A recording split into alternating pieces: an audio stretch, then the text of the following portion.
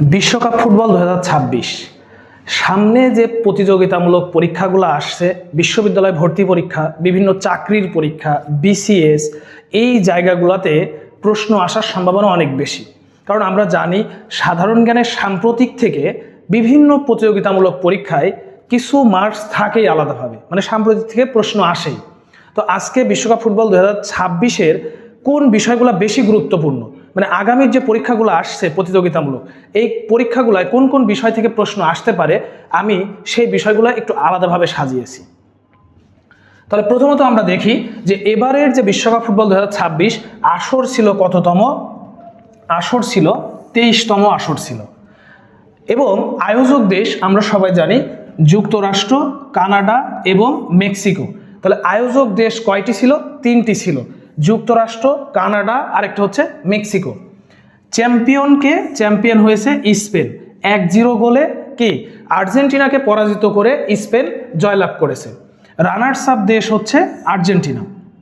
এখানে অনেক সময় রাজধানীগুলোও মনে রাখাটা আমাদের জন্য গুরুত্বপূর্ণ, যেমন যুক্তরাষ্ট্রের রাজধানী ওয়াশিংটন ডিসি, কানাডার রাজধানী হচ্ছে অটোয়া, মেক্সিকো সিটি, তারপরে স্পেন মাদ্রিদ, আর্জেন্টিনা বুয়েন্স আয়ার্স। রাজধানী থেকেও কিন্তু প্রশ্ন আসে আমরা জানি।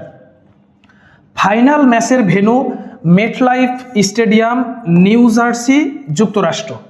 ফাইনাল ম্যাচের ভেন্যু এটা কিন্তু খুবই গুরুত্বপূর্ণ, এইখান থেকে কিন্তু প্রশ্ন হয়, এই ধরনের প্রশ্ন যে ফাইনাল ম্যাচের ভেন্যু কোনটা ছিল।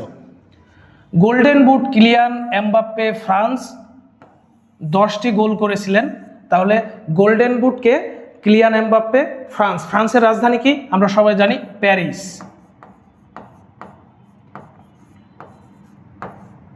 তার গোল কয়টি ছিল? 10টি।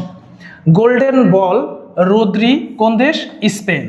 তারপরে গোল্ডেন গ্লাভস উনাই সিমন কোন দেশ? Spain. FIFA fair play award নেদারল্যান্ডসের রাজধানী অ্যামস্টারডাম। সিলভার বুট লিওনেল মেসি, আর্জেন্টিনা, গোল ছিল 8টি। সেরা উদীয়মান খেলোয়াড় পাউ কুবার্সি কোন দেশ? স্পেন। তাহলে এখান থেকে যে রাজধানীগুলো বললাম, অনেক সময় রাজধানী থেকেও প্রশ্ন আসে, তবে এইখানে সবচেয়ে গুরুত্বপূর্ণ বিষয়গুলো দেওয়া যেগুলো প্রশ্নে আসার মতো। আমার মনে হয় সামনে যে প্রতিযোগিতামূলক পরীক্ষাগুলো আসছে, এই ভিডিও থেকে 1 মার্কস কমন পাওয়া সম্ভব। ধন্যবাদ।